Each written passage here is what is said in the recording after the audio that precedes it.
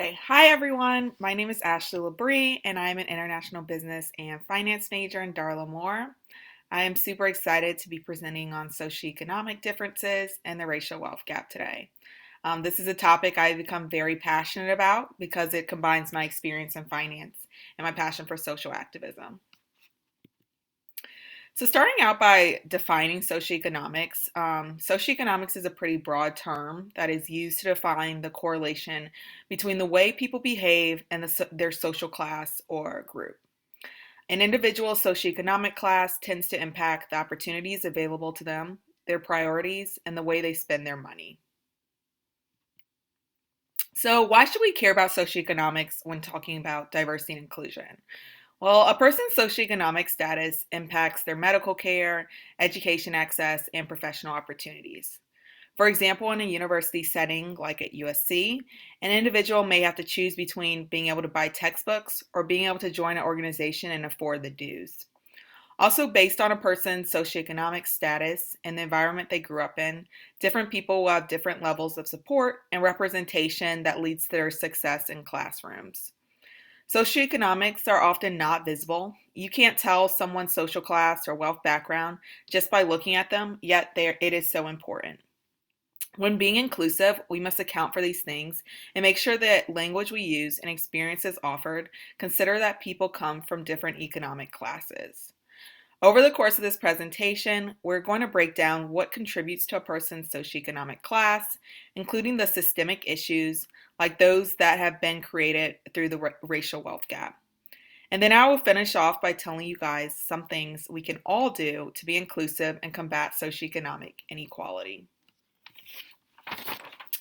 Okay, so I'm going to start out by breaking down the four elements that account for the majority of a family's ability to build wealth across a generation.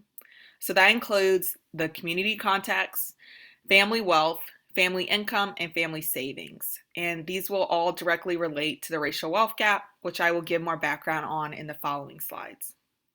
So starting off by talking about the community. The community that an individual grows up in directly impacts the opportunities that people get in the future. Communities with high levels of economic activity and rich social networks tend to produce more affluent families and contain homes and businesses that are valued more highly. They also tend to have better schools and public facilities. Conversely, communities that lack economic activity and connections to opportunities tend to perform poorly. As we begin to talk about the racial wealth gap, I will introduce some of the historical systems like redlining and how they are still hindering Black communities from achieving high home values and better resources.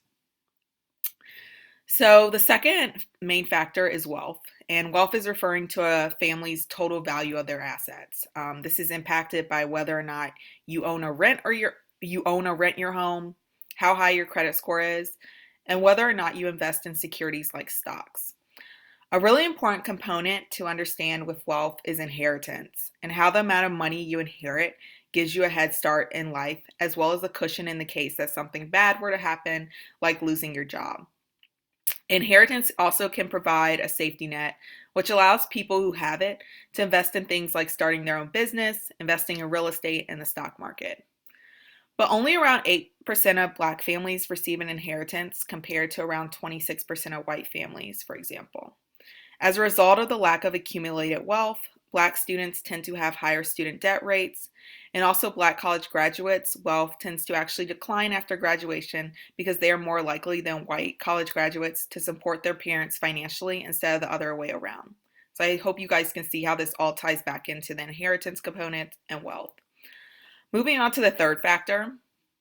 So income is based on how much how much money a family brings in. This is often affected by your education levels as well as the tools you have to be promoted in your role.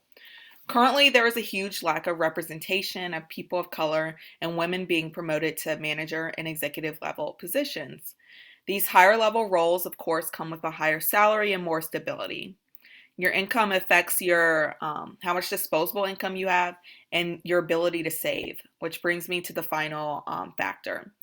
Family savings is the money that is being set aside, and it is important when discussing the concept of generational wealth.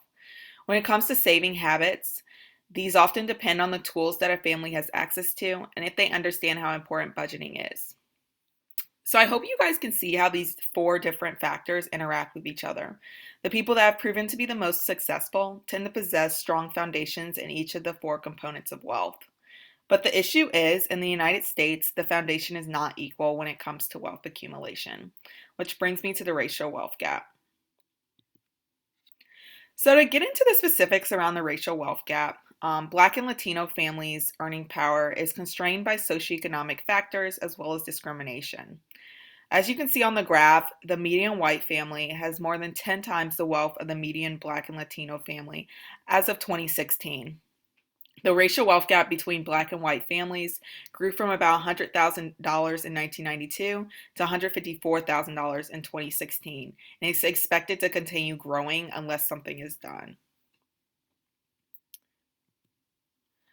So, just to illustrate how big of a deal this is, the dampening effects of the racial wealth gap, the dampening effects that they have on consumption and investment will cost the U.S. economy between $1 trillion and $1.5 trillion between 2019 and 2028. As well as 4 to 6% of the projected GDP of the U.S. is expected to have been lost by 2028 due to the racial wealth gap. So now to break down why exactly the racial wealth gap exists and what are some of the many components of it and historical systems that have allowed it to grow to this height. So starting off with, of course, 246 years of slavery, and then followed by Jim Crow laws, which detailed what jobs African Americans could take and how much they could be paid. Jim Crow laws restricted where blacks could live and travel, and also events like the Tulsa Massacre resulted in the destruction of Black Wall Street and removed wealth from these communities before it had the opportunity to grow. When it comes to Latinos, Latino immigration to the U.S. has been at its height since the 1980s and growing rapidly. This means that a lot of these families' wealth accumulation often started when they arrived in the U.S., putting them also at a disadvantage. Black families are up to 4.6 times more likely than white and Hispanic families to live in areas of concentrated poverty. And this is heavily due to redlining and the National Housing Act of 1934, which started redlining and limited many Black families' housing options to those in D-rated neighborhoods, which were characterized by distressed housing stock, lower income residents, and overall decline. So the FHA introduced redlining policies in over 200 American cities, and you can see in this middle picture on the slide a picture of a redlining map in New Orleans. Um, so, so the majority of Black families have remained in these neighborhoods, and actually, a lot of cities still mimic the maps today in terms of racial dispersion.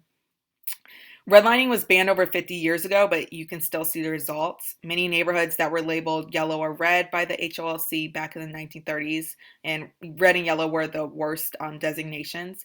These neighborhoods are still underdeveloped and underserved compared to the nearby green and blue neighborhoods, which are still predominantly white. Blocks in these neighborhoods tend to be empty or lined with vacant buildings. They often lack basic services like banking or healthcare and have fewer job opportunities and transportation options.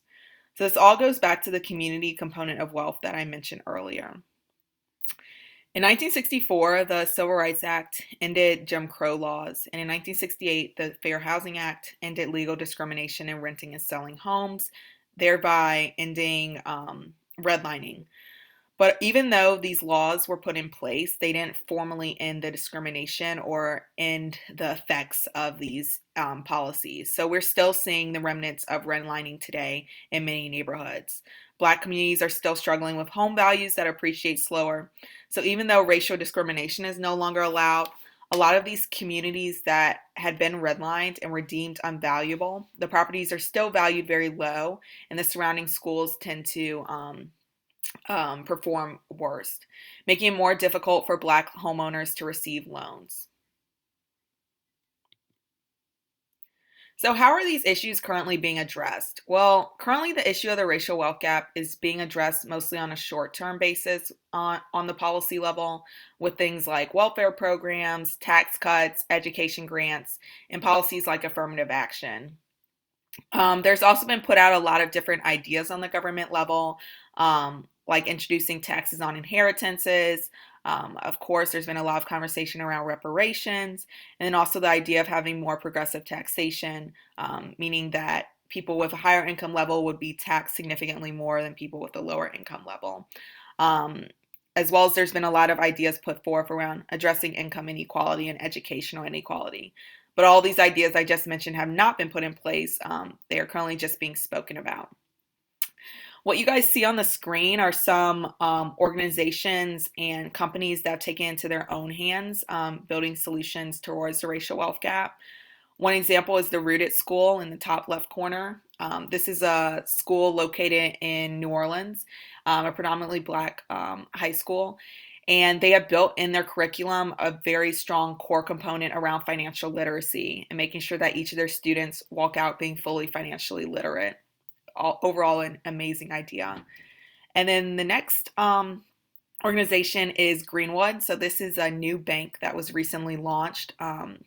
Basically, the bank is going to be targeting Black and Latino clients and introducing them to different mobile banking solutions and mobile banking opportunities, along with lower interest rates. Some of the big banks, such as JP Morgan and Citibank, have stepped forward and acknowledged the issues of the past and their needs to help reconcile them. And so some of these banks have set aside money, billions of dollars, towards putting aside more loans at lower interest rates for Black homeowners.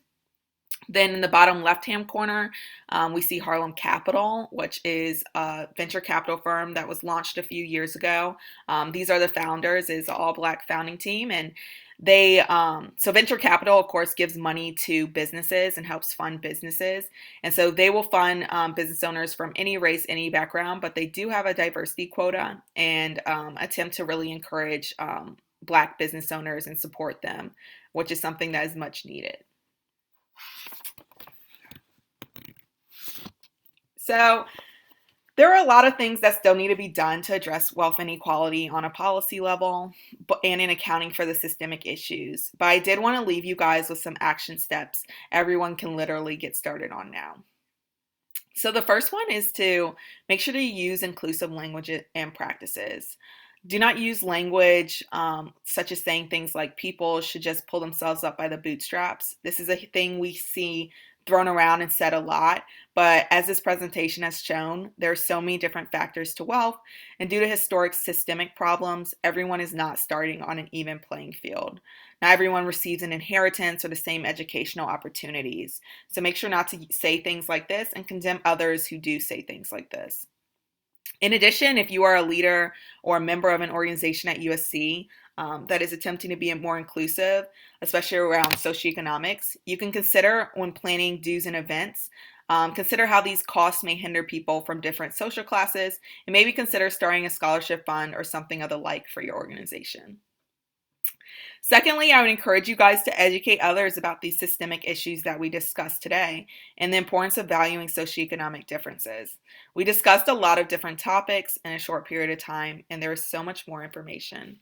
These topics do not get enough attention, and people often do not think about socioeconomics and wealth when they think about diversity.